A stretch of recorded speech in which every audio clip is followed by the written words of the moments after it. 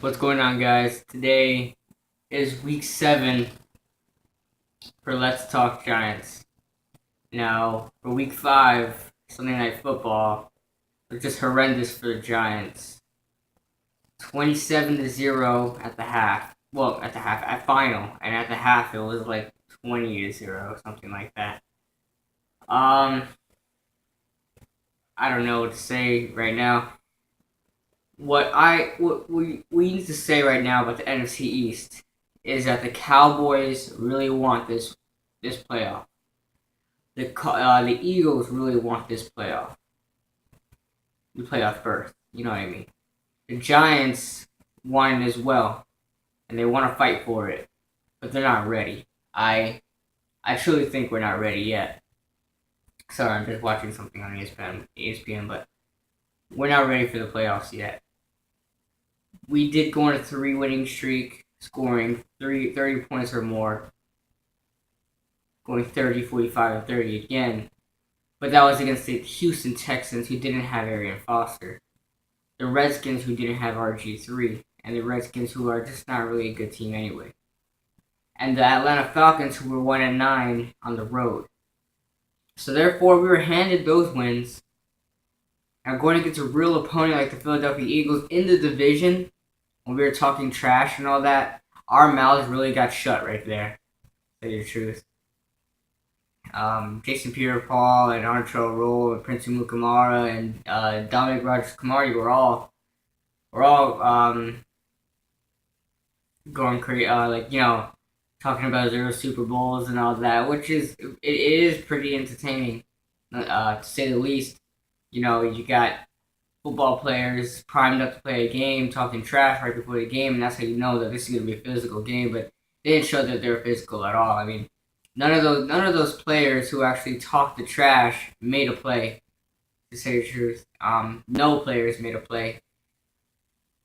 To give you a little insight, if you pay attention to fantasy football, I have the NFL version of fantasy football. There's like NFL, Yahoo, and all that, and ESPN, but I have the NFL version. Eli Manning scored 6.34 points. That is just bad. He didn't score any touchdowns. He, got a few yards or something like that, but he didn't go far. But this week we faced the Dallas Cowboys at Dallas. Cowboys just finished beating the Seattle Seahawks. And in the power rankings, the Cowboys are number 3. We fell back to about 18. Sorry. I'm upset, to tell you the truth. Victor Cruz is out for the season. And who does that leave us with? That leaves us with Joe Jernigan. Oh, wait, he's out for the season as well. And who does that leave us with? Preston Parker is our slot receiver now.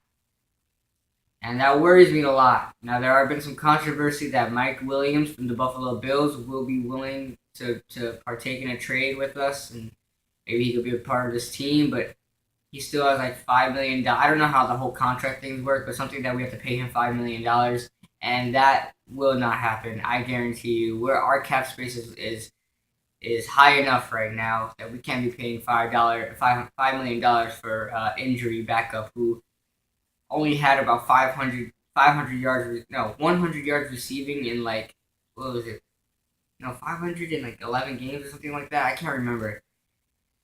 But he's not worth it. But if we could pick him up for like a small price or something, I don't know how that, like I said, I don't know how that contract stuff works. But if we could pick him up, he's talented nonetheless, but he hasn't really shown it stat wise, and that worries me. So on to the Dallas, and let's just talk about the troubles of the Eagles and the Giants game. Andre Williams did look solid around there, but I think his longest yard game was like about 18 yards, something around there. I didn't look at the stats at all. Okay, I'm just going out of a limb here. Maybe 15, 20 yards. Okay, LaShawn McCoy, someone who averages 2.9 yards against the Giants, wound up having 120 plus yards on that day. Our defensive line could not stop anything. Our secondary could not stop the pass. Our offense could not make plays against a 28th ranked defense against the pass. 28th. That means 4 other teams are worse than the Eagles against the Pats out of 32. So that worries me a lot that we can't go against an actual team. But Dallas Cowboys are better than the Eagles in my opinion. So what's gonna happen? We're gonna lose to the Dallas Cowboys. We're gonna go into the bye 3-5. Now our schedule after the bye is I believe at Indianapolis, and then at Seattle, and then we're hosting San Francisco. And then we face Dallas again Sunday Night Football. So what does that leave you with? That leaves you, I'm gonna realistically say, unless something that really bad happens, I'm gonna realistically say 4 losses straight right there.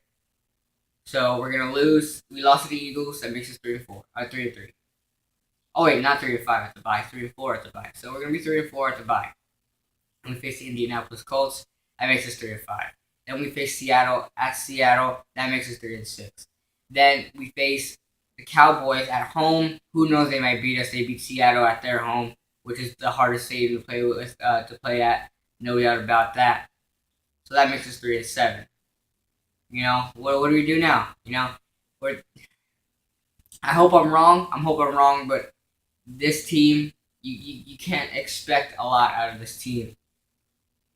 Um, you'd never be surprised if they win the division or fail somewhere around. I go 6-10 or something like that. They never went 6-10, but last year 7-9 was Eli Manning's lowest, and his only time he's ever went um under 500 in his career. So I mean that's not a bad stat, but we do struggle at some games. We do lose to people who we shouldn't be losing to, and we do sometimes win to people we shouldn't be winning to. An example: the 2007 Super Bowl against the Patriots. So, like I said, just to wrap this up real quick, Dallas will win. I'm gonna predict 35-17. Let's say we get two touchdowns and 1 field goal. Okay. Eli Manning won't have much of a good day. Maybe he'll have 1 pick on the day. I'm surprised he didn't get picked off against the Eagles. But, man, our running game needs to get a little better. We need to break 100 yards. Maybe get 120 yards at least. Come on. Andre Williams is really doing good as a replacement for Rashad Jennings. He breaks tackles. He trucks way better than Rashad Jennings. I mean, this guy can hit defenders. So we'll see. It will be, I think, a 1 o'clock game. So I probably won't be able to watch it because it's never on my television unless prime time. So that's it. Dallas will win. Let me know what you guys think. If you guys are Giants fans, if you're not Giants fans or whatever. But sorry, I got the hiccups now. But I'll see you guys next week.